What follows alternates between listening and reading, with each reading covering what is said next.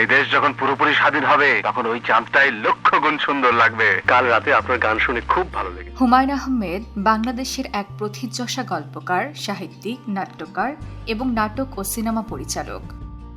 তিনি বাংলাদেশ টেলিভিশনের দর্শকদের উপহার দিয়েছেন অসংখ্য কালজয়ী নাটক। একই সাথে নির্মাণ করেছেন আগুনের পরশমণি, শ্রাবণ মেঘের দিন, দুই দুয়ারির মতো দর্শকপ্রিয় সিনেমা। তার নির্মিত প্রথম সিনেমাটি ছিল আগুনের পরশমণি। সিনেমা নির্মাণে অনভিজ্ঞ হলেও তিনি একের পর এক বাধা পেরিয়ে সিনেমাটি তৈরি করেছিলেন। আজকে আমরা হুমায়ূন আহমেদের আগুনের পরশমণি নির্মাণের গল্পই শুনব।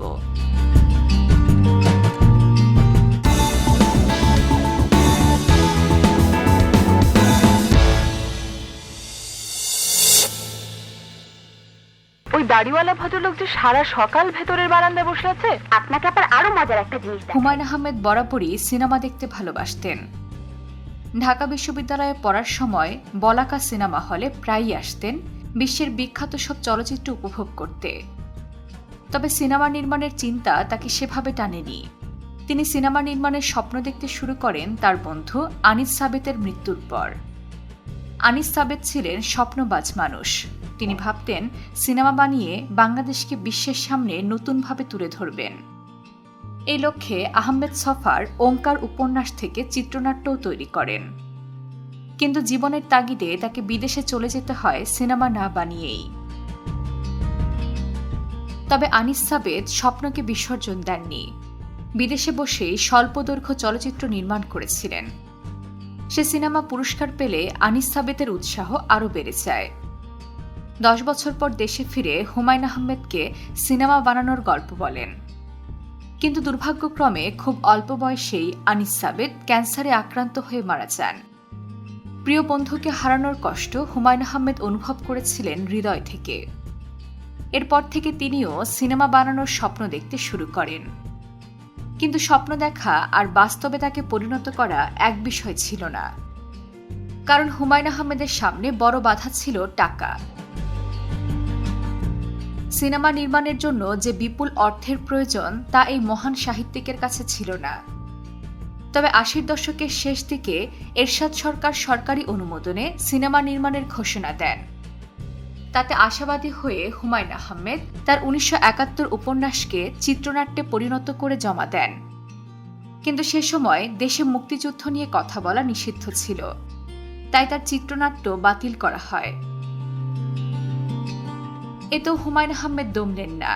তিনি আগুনের পরশমণি উপন্যাসকে চিত্রনাট্যে পরিণত করলেন। এই উপন্যাস বেছে নেওয়ার কারণ হচ্ছে এটি স্বল্প টাকায় নির্মাণ সম্ভব ছিল। তার কাছে 2 লাখ টাকা ছিল। সেটি দিয়েই সিনেমা নির্মাণ শুরু করতে চাইলেন। কিন্তু সেটি সম্ভব ছিল না বলে তার দীর্ঘদিনের সহকর্মী, বন্ধু এবং মুক্তিযোদ্ধা আসাদুজ্জামান নূর এগিয়ে এলেন। 2 বন্ধু মিলে ঢাকার বিভিন্ন ধনীদের বাসায় ঘুরলেন সারাদিন। উদ্দেশ্য ছিল সিনেমার জন্য প্রযোজক কিংবা অর্থ জোগাড় করা। কিন্তু এই 2 বিখ্যাত মানুষের উপরে ভরসা করতে পারলেন না কোনো ধনী ব্যবসায়ী। ততদিনে হুমায়ূন আহমেদের মনেও জেদ চেপে বসেছে। তাই একদিন তিনি তার 20 জন বই প্রকাশককে ডাকলেন এবং প্রত্যেকের কাছে 2 লাখ টাকা চাইলেন। প্রকাশকরা রাজি হলে হুমায়ূন আহমেদ আর দেরি করলেন না। শুরু করলেন সিনেমা বানানো নিয়ে বিস্তর পড়াশোনা। এর মধ্যে জানতে পারলেন বাংলাদেশে সিনেমা বানাতে চাইলে এফডিসি কেন্দ্রিক সংগঠনের অনুমতি লাগে। সেখানে এফডিসি ভিত্তিক সিনেমা পরিচালকেরা রীতিমতো পরীক্ষা নেন হুমায়ূন আহমেদের। কোনো মতে সেখানে পাস নাম্বার পেয়ে সিনেমা বানানোর অনুমতি পেলেন তিনি।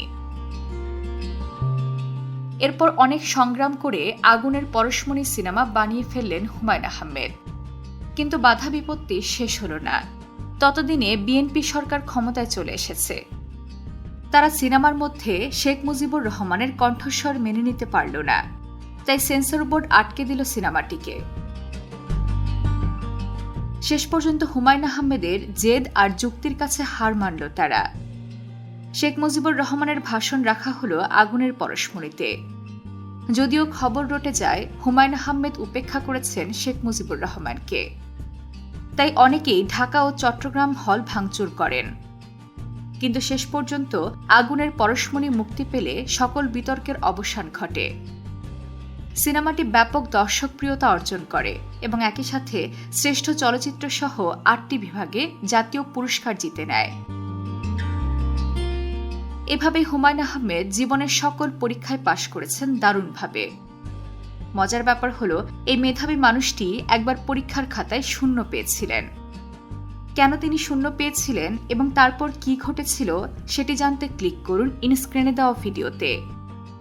এবং এমন আরো অজানা গল্প জানতে সাবস্ক্রাইব করুন বাংলা ডায়েরি। কথা বলার মানুষ পায় না, মানুষটা পেলে যাত্রার সঙ্গে আসেন আমার সঙ্গে আসেন না। এ সময় তোর বয়সে টিভি ঘর থেকে বেরোয়।